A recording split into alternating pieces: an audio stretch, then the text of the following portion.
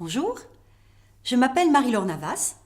Je suis professeure à Montpellier Supagro et depuis un an, directrice déléguée en charge des formations et de la politique scientifique.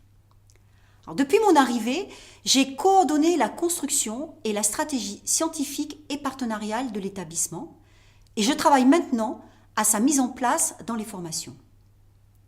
Pour moi, il y a 3 conditions à remplir pour que cela soit possible. La première est que les orientations stratégiques doivent être claires, atteignables et compréhensibles par tous. L'idéal étant d'identifier 2 ou 3 messages. À Supagro, il s'agit de recentrer notre activité car notre offre actuelle est trop dispersée, affirmer notre champ d'activité scientifique en se positionnant sur 4 axes transversaux et reconnus par nos partenaires.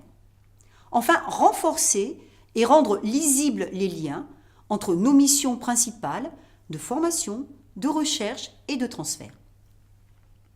La deuxième condition est qu'il faut ensuite identifier les différents chantiers et les bons pilotes en donnant un cadre, tout en facilitant l'innovation, qu'elle soit pédagogique ou scientifique, ce qui nécessite un certain climat de confiance.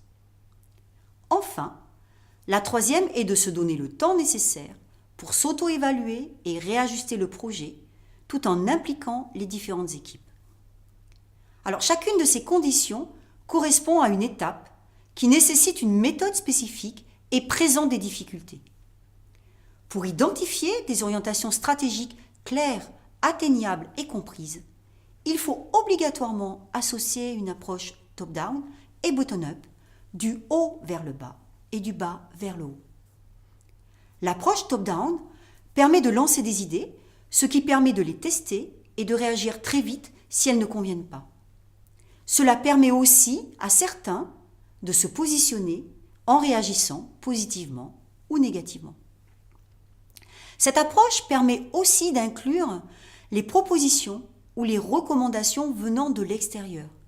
Par exemple, notre ministère de tutelle et diverses instances d'évaluation nous avaient fortement recommandé de diminuer notre offre de formation.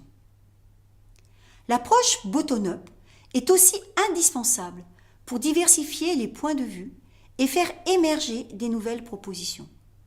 Pour nous, elle a permis de formaliser les périmètres des axes scientifiques, d'identifier des actions phares, comme par exemple les nouveaux modules de master et le MOOC en agroécologie, ou notre chaire labellisée par l'UNESCO sur les alimentations du monde. Mais la bonne méthode impose d'alterner entre les 2 approches pour lancer un cadre, puis permettre une phase de proposition qui peut faire bouger ce cadre avant de le fixer à nouveau pour le mettre en application. Je pense que la réussite de cette étape dépend de 2 conditions. La première est la qualité des relais. En particulier, les directeurs et cadres intermédiaires ont un rôle essentiel dans l'explication et l'animation des collectifs. À Supagro, cette phase a été essentielle pour faire comprendre qu'une des nouveautés était d'afficher des thèmes permettant de rassembler nos activités de recherche, de formation et de transfert. Et c'est un travail qui est toujours en cours. La deuxième est la transparence de la procédure. Il faut bien identifier les différentes étapes, celles de discussion, puis le moment de la décision.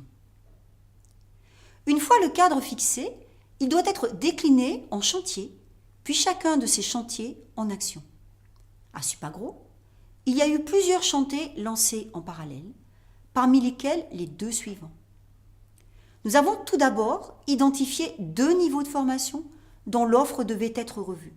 Dans les 2 cas, nous avons chargé de l'instruction du dossier une nouvelle structure, les comités de diplôme, qui regroupent les collectifs de formation et sont présidés par des enseignants.